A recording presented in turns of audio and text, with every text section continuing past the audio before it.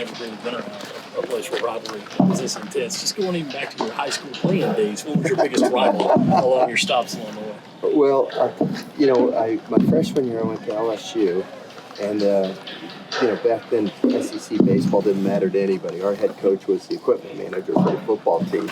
That's no exaggeration. But when I transferred for my sophomore year to play for my father, he was at Miami-Dade North Community College, and our biggest rival was Miami-Dade South Community College. And we didn't like each other too much, so I'm kind of used to that kind of a rivalry, where it seems more than a game, But I just can't tell you how excited I am about this. I think it's just awesome for the sport of college baseball. I talked to Ray Tanner for a long time this morning, kind of about the roots of the whole rivalry in baseball. How they used to play 4 consecutive Wednesdays or something, and then Ray talked to Jack Leggett about that and said, this is not the right way to do this.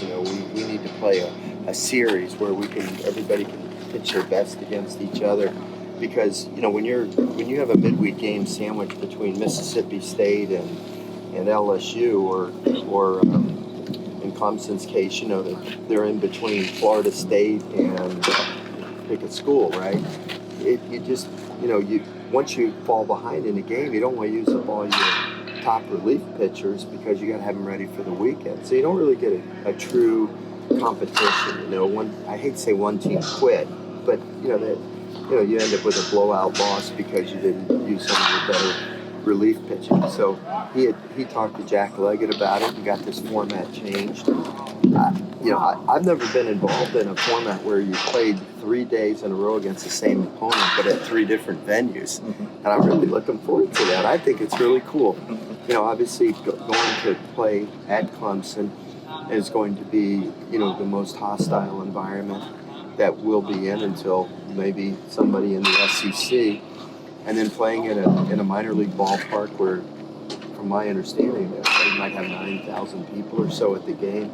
I think that's going to be really exciting. And then, of course, coming back here on Sunday after the women's basketball game and playing a 5 o'clock game, I'm pretty certain that we're going to have a good crowd for that game. So, I just think it's wonderful for college baseball. I think it's wonderful for the state. It's going to be great competition.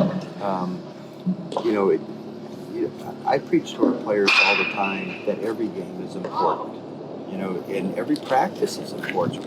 You can't just go through the motions in practice or go through the motions in a non-conference game and then expect to be able to play well in the big games. You have to approach every game that it's really important. Every practice is really important. And the reason I tell them that is because then when the big games roll around, you don't have to try harder than you do every day and do things unnaturally.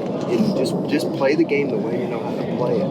Let the fans and the media and everybody else make a really big deal on it. But for you as a player, you can't try to hit the ball harder or throw it faster or run faster or, do those kinds of things, because then they can get you out of your game.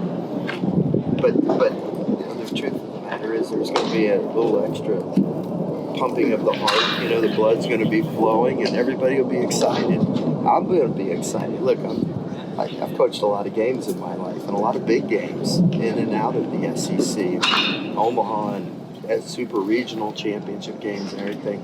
I'm as excited as I've ever been about baseball games as I am this weekend.